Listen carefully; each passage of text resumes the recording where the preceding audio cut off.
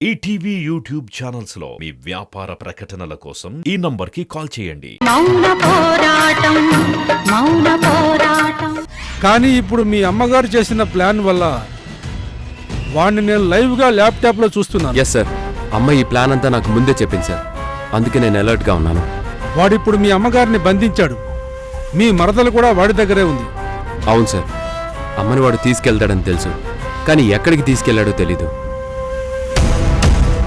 అది లైవ్ లో చూసిన మీరే చెప్పాలి. వాడు మీ అమ్మగారిని తీసుకువెళ్ళింది సీతమ్మ దారిలోనే.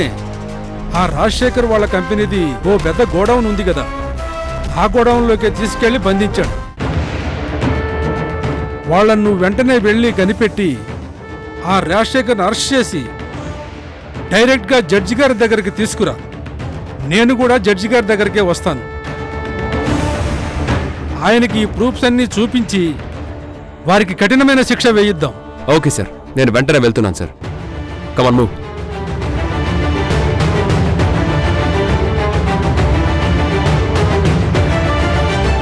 ఇంకో 10 మినిట్స్లో ద్వారక రాజశేఖర్ని అరెస్ట్ చేస్తాడు. ఇంకో గంటలో రాజశేఖర్ తిహార్ జైలుకు బయలుదేరుతాడు. పద, మనం జడ్జి గారిని కలుద్దాం. సార్, మీరు జడ్జి గారి దగ్గరకు వెళ్ళండి సార్, నేను మా అమ్మని కాపాడడానికి వెళ్తాను. ద్వారకాని అందుకే కదా పంపించింది. లేదు సార్, వాడు అది అమ్మని నేనే కాపాడాలి. కానీ నువ్వు అక్కడికి చేరుకోవడానికి ఇంకో అరగంట టైం పడుతుంది. ఈలోపు అక్కడ అంతా అయిపోతుంది. దుర్గా ద్వారకలు రాజశేఖర్ని తీసుకుని జడ్జి గారి దగ్గరికి వచ్చేస్తారు కూడా. ఛ! ఏంటి మురారి, ఏదైనా ప్రాబ్లమా? లేదు సార్, జడ్జి గారి దగ్గరికి మీరు వెళ్ళండి, నాకు వేరే పనులున్నాయి.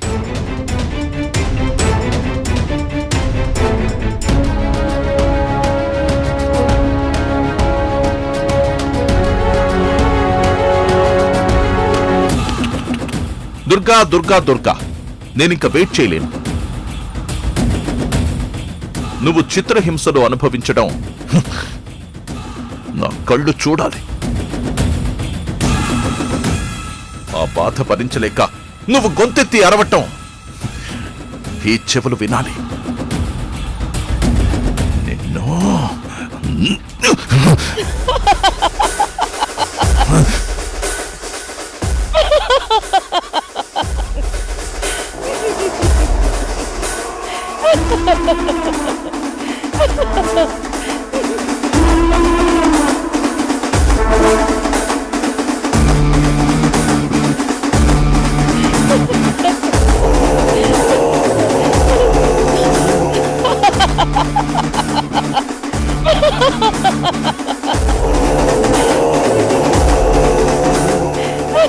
హే దుర్గా, ఏయ్, ఎందుకు ఎందుకు నవ్వుతున్నావు?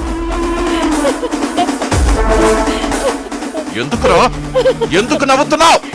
ఏంట్రా, నువ్వు నన్ను బంధించావా? జీవితాంతం నన్ను గోడౌన్ మధ్యలో ఉంచేసి టార్చర్ చేస్తావా? ఈ దుర్గా నువ్వు వేసిన ప్లాన్ ప్రకారం దొరికిపోయిందని ఎలా అనుకున్నావురా?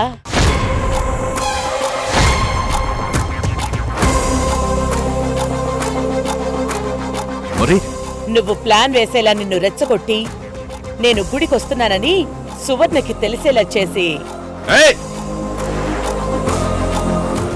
సువర్ణ ద్వారా నాకు తెలిసేలా నువ్వు చేయడం ఏంటి? అంటే సువర్ణ నాకు ఫోన్ చేస్తుందని, సువర్ణ నిలబడుతుందని, నార్మల్ మనిషి అయిపోయిందని నీకు ఇన్ఫర్మేషన్ ఇస్తోందని, ఇదంతా సువర్ణ చేసే ప్రతి పనని నాకు తెలుసు.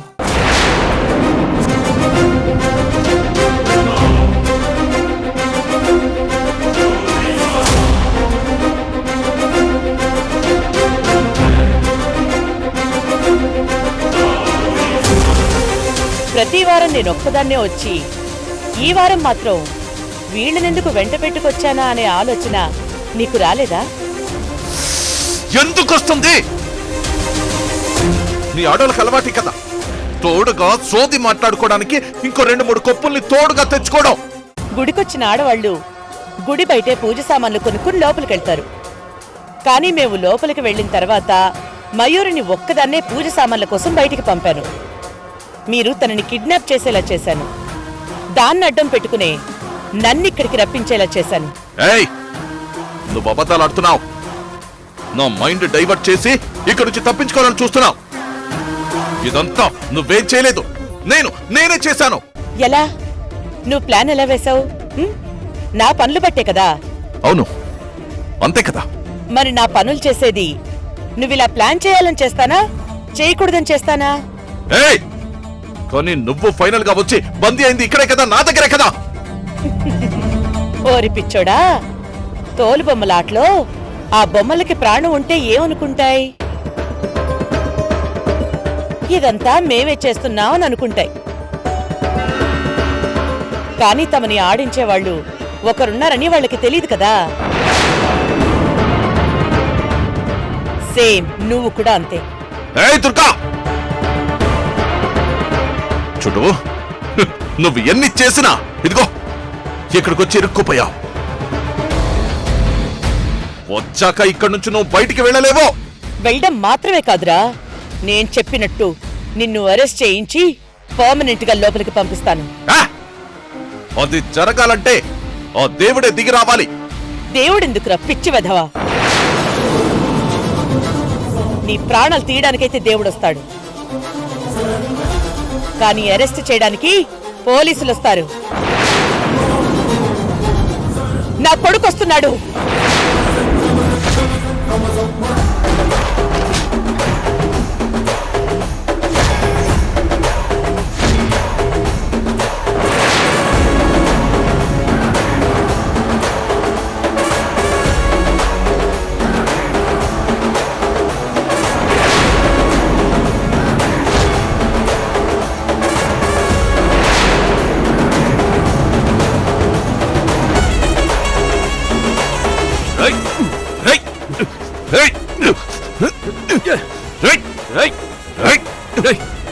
గదిలో ఉంటే పుచ్చ లేచిపోతాయి.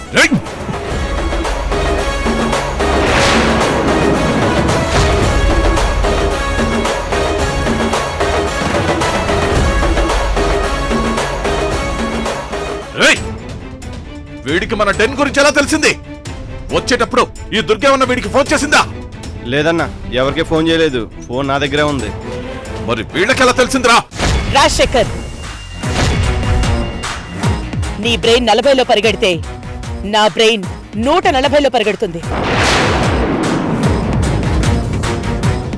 ఎప్పుడు నీదే పై చేయనని నువ్వనుకుంటావు, కానీ గెలిచేది నేనే.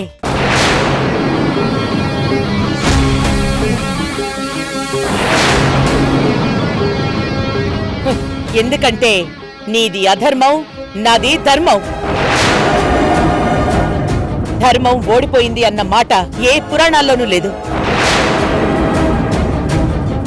నువ్వు నాతో ఛాలెంజ్ చేసిన రోజే నేను ప్లాన్ వేసేశాను. నువ్వేసే నక్కజిత్తుల ప్లాన్ ని నేను ముందే గెస్ చేసేశాను. అందుకే నువ్వు గెస్ చేయని విధంగా ఇక్కడ జరిగిందంతా రికార్డ్ చేసే విధంగా ఒక మైక్రో కెమెరాని ఈ డాలర్లో సెట్ చేశాను.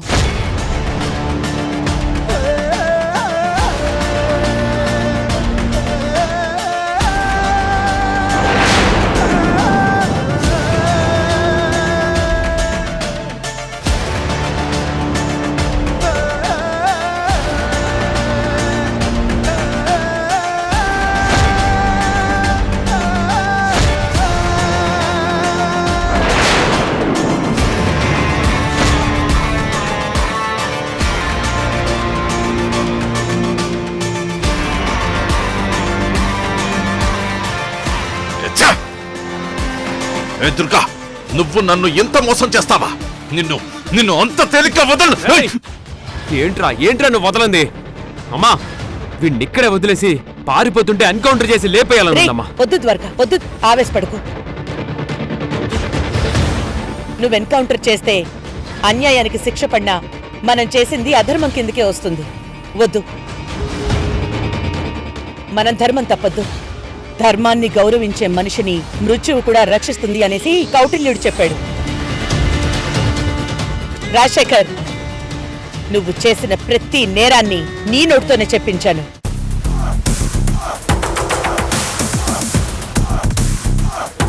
నువ్వెవరెవరి సహాయం తీసుకుంటున్నావో చెప్పించాను. ఇప్పుడు నువ్వు చెప్పిన ప్రతి విషయం ఎస్పీ, ఐజీ, డిఐజీ, జడ్జ్ అందరూ చూస్తున్నారు. ఇప్పుడు నువ్వు నీకు హెల్ప్ చేసిన జైల్లో సెంట్రీలు మొత్తం అందరూ లోపలికి వెళ్తారు. ద్వారకా తీసుకెళ్ళు. కానిస్టేబుల్స్ ఏయ్, నా ఫోన్ ఇటు.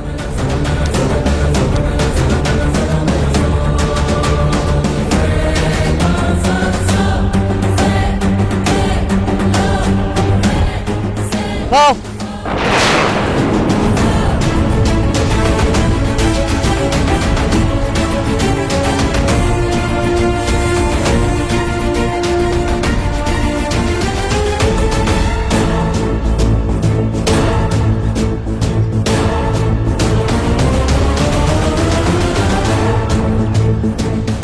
మయూరి, అత్తయ్య ఏం ప్లాన్ చేసావత్తయ్య?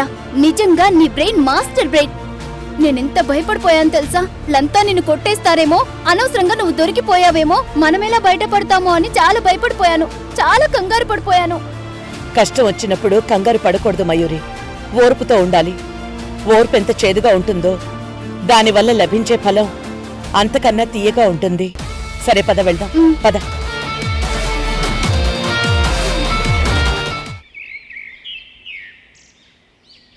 నక్షత్ర, రఘురామ్, నక్షత్ర, రఘురామ్ ఎక్కడున్నారు? మీకు ఒక శుభవార్త చెప్పాలి. తొందరగా రండి. రఘురామ్, నక్షత్ర. అత్తయ్య గారు, ఏంటి అంత హ్యాపీగా ఉన్నారు? ఏమైంది సువర్ణ? మీకు ఒక శుభవార్త చెప్పాలి. ఇది గాని మీరు వింటే నాకన్నా మీరే ఎక్కువ సంతోషపడతారు. ఆనందంతో గంతులేసేస్తారు. అబ్బో, అంత శుభవార్త నీ దగ్గరేముందో? రాజశేఖర్ని తీహార్ జైలుకి షిఫ్ట్ చేశారా ఏంటి? ఏయ్, మావయ్య ఏంటా మాటలు? అయినా మావయ్య గారిని అలా ఎందుకు వేరే స్టేట్ లో ఉన్న జైలుకి షిఫ్ట్ చేస్తారు? ఆయన ఏమన్నా నేరాలు చేశారా ఏంటి? అత్తయ్య గారు, మీరు చెప్పండి. అయ్యో, ఇది నిజంగా శుభవార్త నక్షత్ర. ఈ రోజు నుంచి దుర్గా ఇంట్లో కనపడదు. ఏ మాయమైపోతుందా? కనపడదు అంటే గుడికెళ్ళిన దుర్గా ఇంకా ఇంటికి రాదు అని. అట్నుంచటే జైలుకు వెళ్తుంది నక్షత్ర. దుర్గా జైలుకు వెళ్తుంది. జైలుకా? జైలుకా? జైలుకే. అంటే దుర్గేదన నేరం చేసిందా? జైలుకెళ్లి రాజశేఖర్ని చంపేసిందా? ఏయ్ మావయ్య, ఏంటి మావయ్య ఆ మాటలు? అత్తయ్య గారు శుభవార్త అంటుంటే నువ్వంతా అశుభమే అంటావేంటి? హా, మన మనసులో ఎప్పుడు అశుభం జరగాలని కోరుకుంటాం కదా. అందుకే ఆ జరిగే అశుభమేదో మనకి జరుగుతుందేమో అని ఒక డౌట్. చాలే ఆపు మావయ్య. అశుభం జరగాలని కోరుకునేది దుర్గకి. అవును, దుర్గకే అశుభం. మనకి అంతా శుభమే. నక్షత్ర, నువ్వు వెళ్ళి స్వీట్ రెడీ చేయి. మన జీవితంలో చాలా మంచి రోజులొచ్చాయి. దుర్గ ఇక ఎప్పటికీ ఇంటికి రాదు. కానీ అత్తయ్య గారు, దుర్గ జైలుకెందుకు వెళ్తుంది? తానే నేరం చేస్తుంది. జైలుకి అంటే గవర్నమెంట్ జైలు కాదు, ప్రైవేటు జైలుకి. ప్రైవేట్ జైలా? అది అలాంటి జైలు కాదు. రాజశేఖర్ ప్రత్యేకంగా ఓ పెద్ద గోడౌన్నే దుర్గని బంధించుంచే జైలుగా మార్చేశాడు.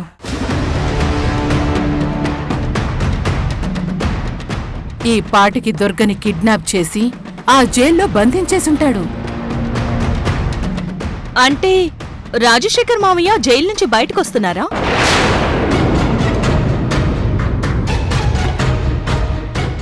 అంటే దుర్గ చెప్తున్న మాటలు నిజమేనా? అయ్యో నక్షత్ర, రాజశేఖర్ ఉంది జైల్లో. తను బయటికెలా వస్తాడు? మరి దుర్గాని ఆయన ప్రైవేట్ జైల్లో ఎలా బంధిస్తాడు? ఇరుక్కుంది. ఎగిరెగిరిన చేప ఒడ్డున పడినట్టయింది. ఇప్పుడు చెప్పు సమాధానం. అది రాజశేఖర్ జైలు నుంచి బయటికి రాకుండానే తన మనుషులతో ఈ పని చేయిస్తున్నాడు.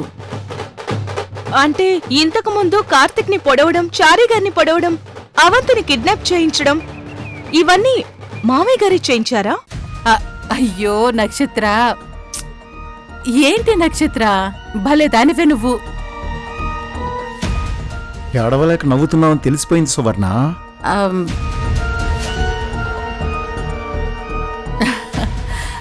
నక్షత్ర, అప్పుడు జరిగిన వాటికి రాజశేఖర్కి సంబంధం ఏముంది చెప్పు? అప్పుడు కూడా మామయ్య గారు మనుషుల్ని పెట్టి అవన్నీ చేయించుండొచ్చు కదా. చిచి చిచి, అలాంటి పనులు రాజశేఖర్ ఎందుకు చేస్తాడు? మరి ఇప్పుడెలా చేయిస్తున్నారు? అది అంటే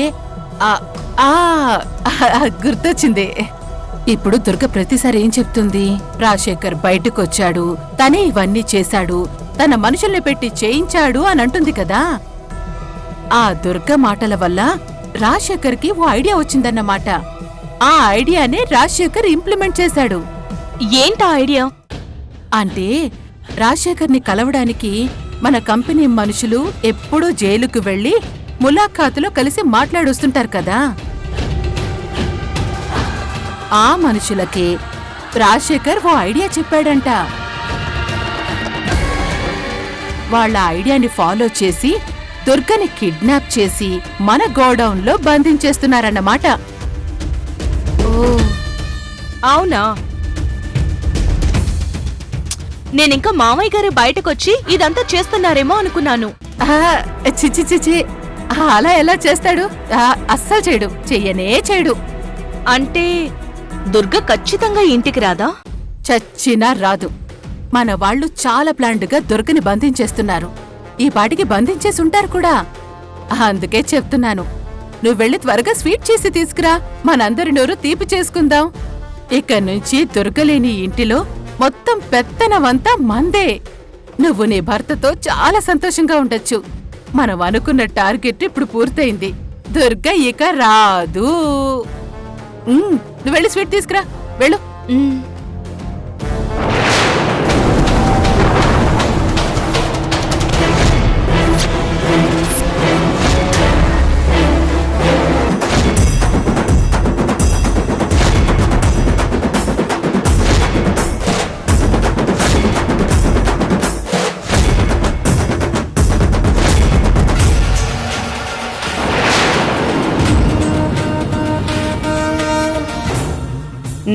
పదండి.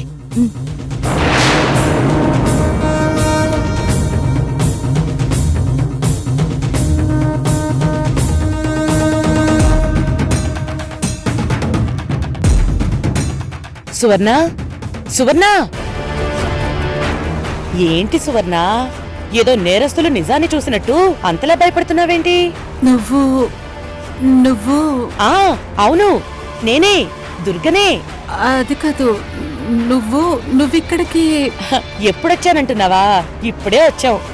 నువ్వు చూస్తూనే ఇలా అడుగుతున్నావేంటి? ఏమైంది నీకు? కానీ ఎలా? ఏముంది, నువ్వు మాకు చూపించిన సినిమా ఏది అక్కడ జరిగుండదు అంట. సినిమా ఏంటి? సువర్ణ చూపించడం ఏంటి? ఎక్కడ జరుగుండదు? అమ్మా దుర్గమ్మ తల్లి, నీకో దండం. వీళ్ళంతా మహా వెర్రోళ్ళు. ఎంత జరిగినా నీ గురించి పూర్తిగా తెలుసుకోలేని అల్పులు. అంతా మేమే చేసేస్తున్నాం అనుకునే పిచ్చి పీనుగులు. దుర్గమ్మ లేని ఇల్లు ఇల్లే కాదని ఎప్పటికీ అర్థం చేసుకోలేదు. నువ్వు వెళ్ళు తల్లి, లోపలికెళ్ళు. అది కాదు సువర్ణ, ఎక్కడో ఏదో జరిగింది అనేసి. అమ్మా తల్లి, ఎక్కడో ఏదో జరిగితే మనకేంటి సంబంధం తల్లి? రోజు లోకంలో 100 జరుగుతాయి. మీరు ఇవన్నీ పట్టించుకోకండమ్మా. మీకు పుణ్యం ఉంటుంది, లోపలికెళ్ళండి తల్లి. అది కాదు రఘురామ్ గారు, మా అత్తయ్యకేదో జరగబోయినట్టు, పెద్ద ప్రమాదం నుంచి బయటపడి వచ్చినట్టు, అదంతా నమ్మలేనట్టుగా ఉంది ఈవిడ వాలకం. అయ్యో తల్లి, నేను చెప్పేది వినండి. రఘురామ్ గారు, పాపం సువర్ణ గారిని చూస్తుంటే చాలా డిసప్పాయింటెడ్ లో ఉన్నట్టు క్లియర్ గా తెలుస్తుంది. అదేంటో తెలుసుకోవాలి కదా. అయ్యో మీకు చెప్తే అర్థం కావట్లేదా? నువ్వు ఆగు రఘురాం. నక్షత్ర, నువ్వైనా చెప్పు. సువర్ణకేమైంది? తనెందుకు అంత షాక్ లో ఉంది? ఏ నిజంగా నాకేదో జరుగుతుందని సువర్ణకి ముందే తెలుసా?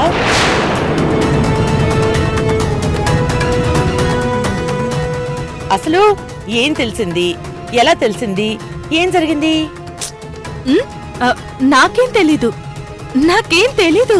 ఆ, తెలియకపోతే నువ్వు కూడా ఎందుకు అంత షాక్ లో ఉన్నావు?